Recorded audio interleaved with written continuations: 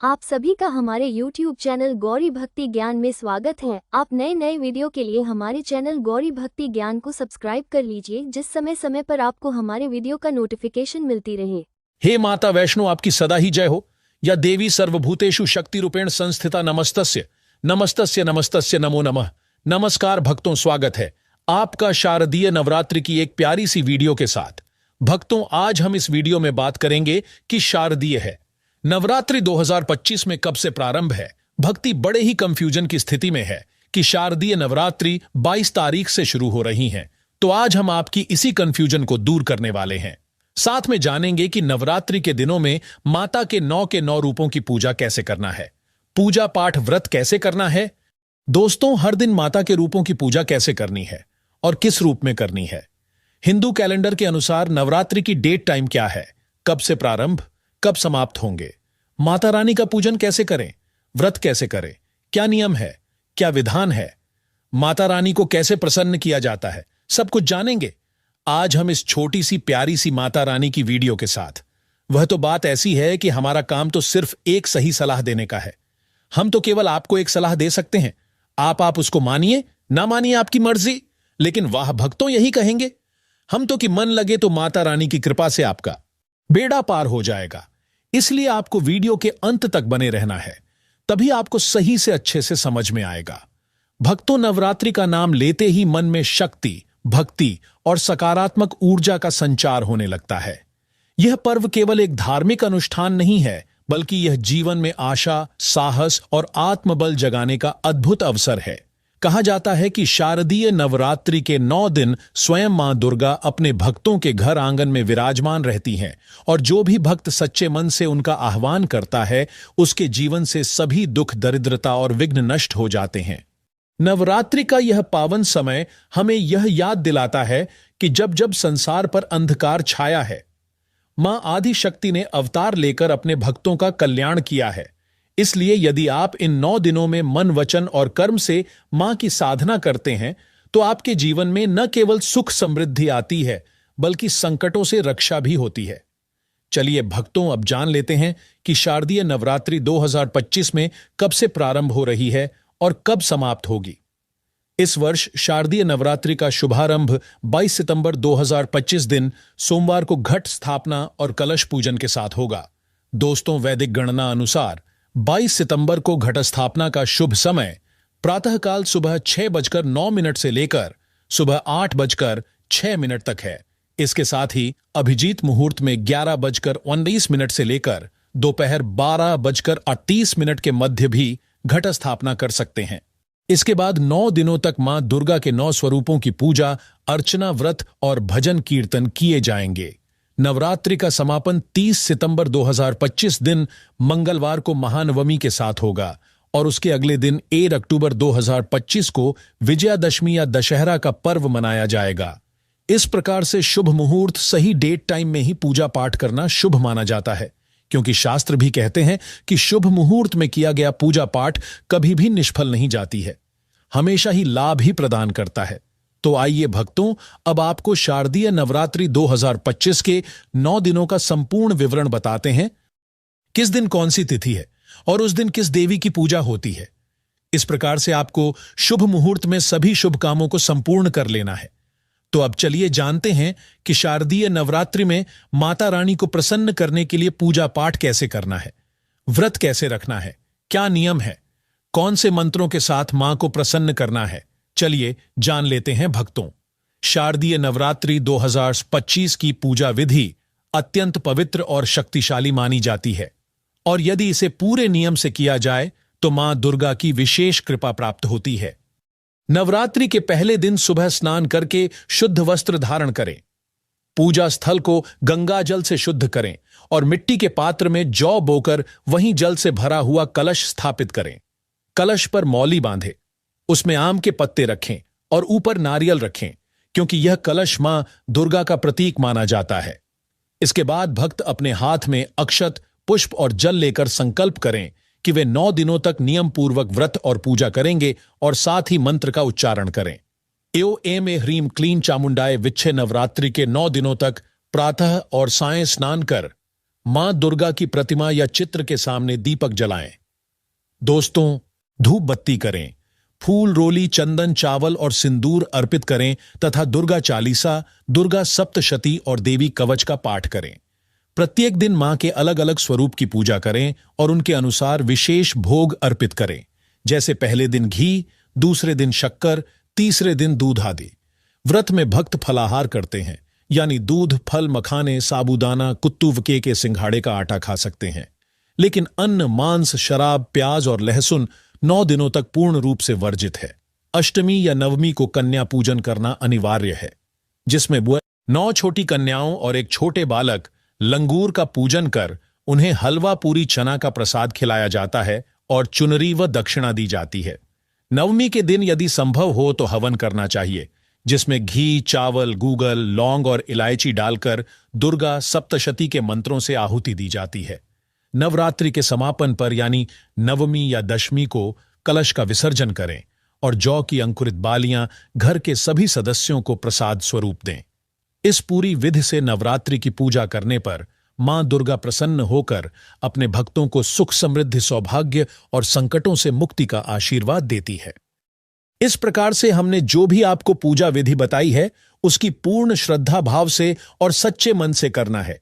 मां आपकी भक्ति को जरूर ही स्वीकार करेगी और आपकी जो भी मनोकामना है वह जरूर ही पूर्ण करेंगी, क्योंकि माता रानी 9 के 9 दिन आपके घर में बितराती है। तो सोचिए, अपने माता रानी को प्रसन्न कर लिया तो आपकी ऐसी कोई मनोकामना नहीं जो माता रानी परी ना करे। इसलिए कमेंट बॉक्स में सच्चे मन से लिख दीजिए, जय माता रानी। अगर वीडियो थोड़ी सी भी अच्छी लगे तो माता रानी के लिए एक लाइक जरूर करें और चैनल पर जो भी भक्त नए हैं वह चैनल को सब्सक्राइब जरूर करें, ताकि इसी प्रकार की भक्ति से भरपूर वीडियो आपको सीधे प्राप्त होती रहे।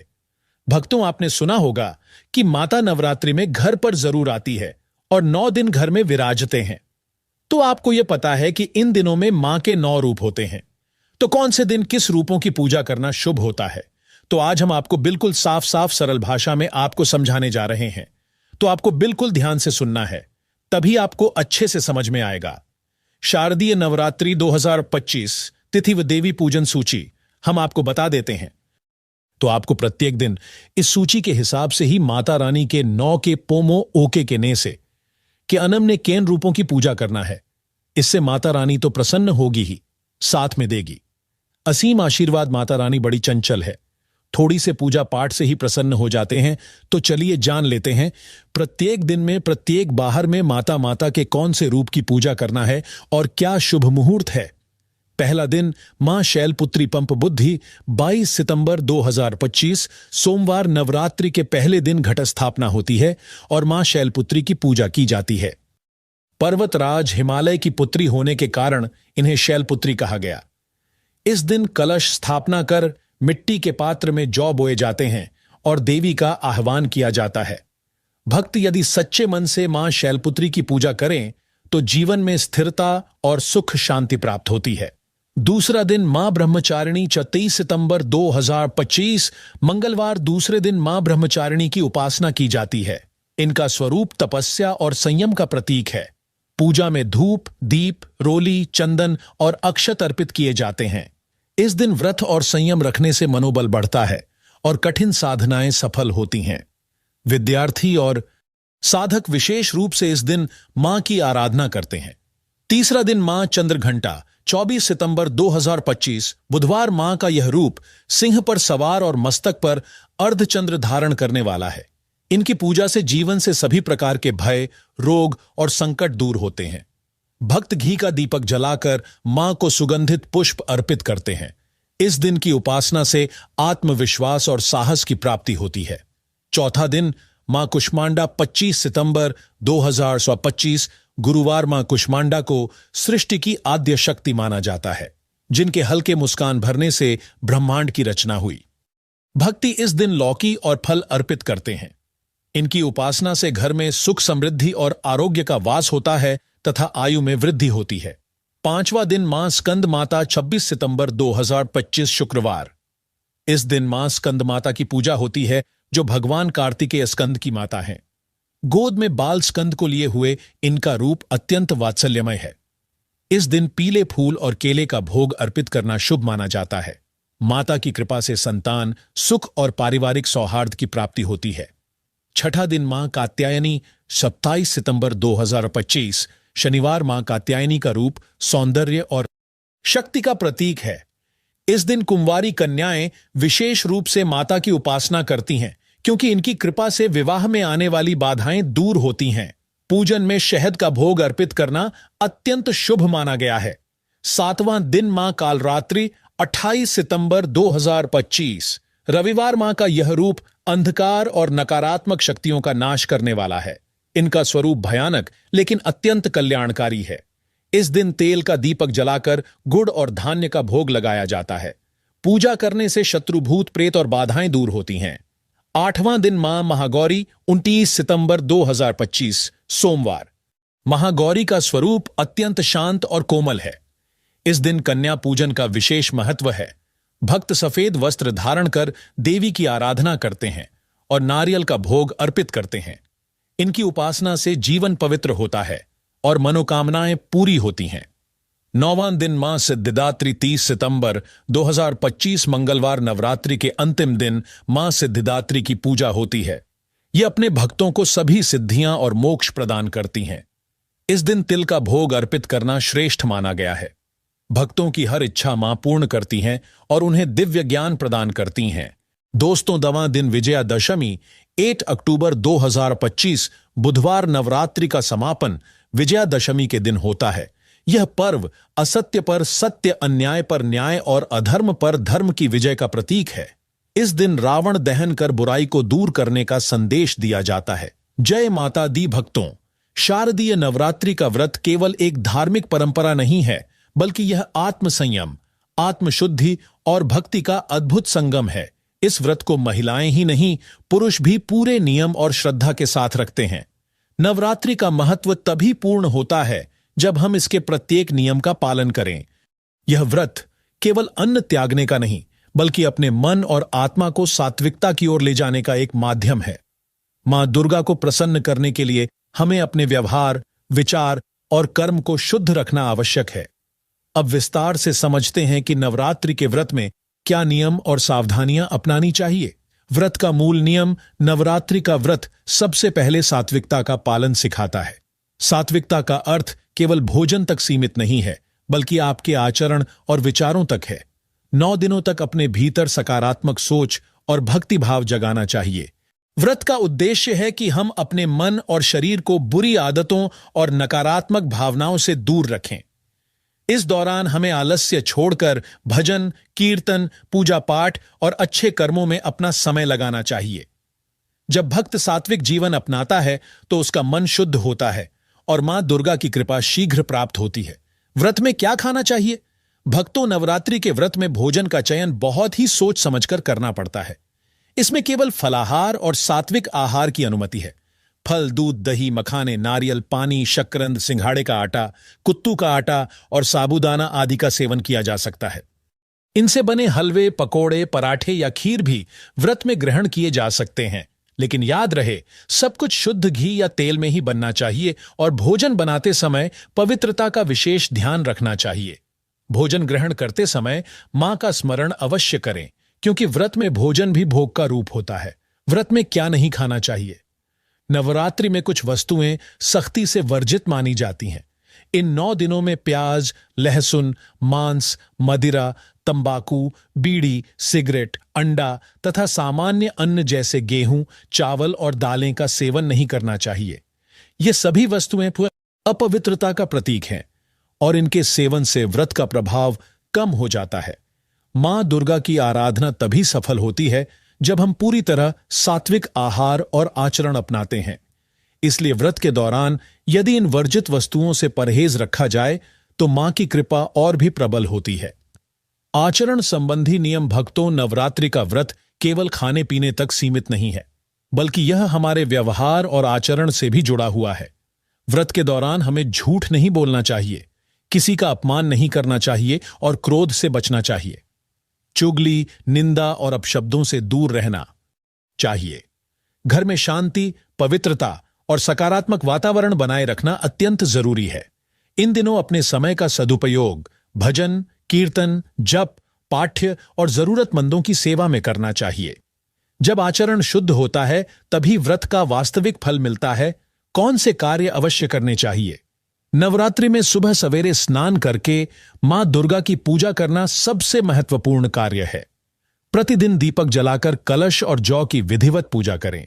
फूल, रोली, सिंदूर और धूप से मां को अर्पित करें।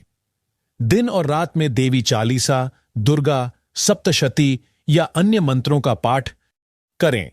घर में शंख और घंटी बजाकर वातावरण को पवित्र करें। नवरात्रि के अंतिम दिन यानी अष्टमी या नवमी को कन्या पूजन अवश्य करें, क्योंकि यही व्रत की पूर्णता का सबसे बड़ा प्रतीक है। छोटी छोटी कन्याओं को भोजन कराना और उनका आशीर्वाद लेना मां दुर्गा को अत्यंत प्रिय है। व्रत की सावधानियां: व्रत के दौरान कुछ विशेष सावधानियां भी बरतनी आवश्यक हैं।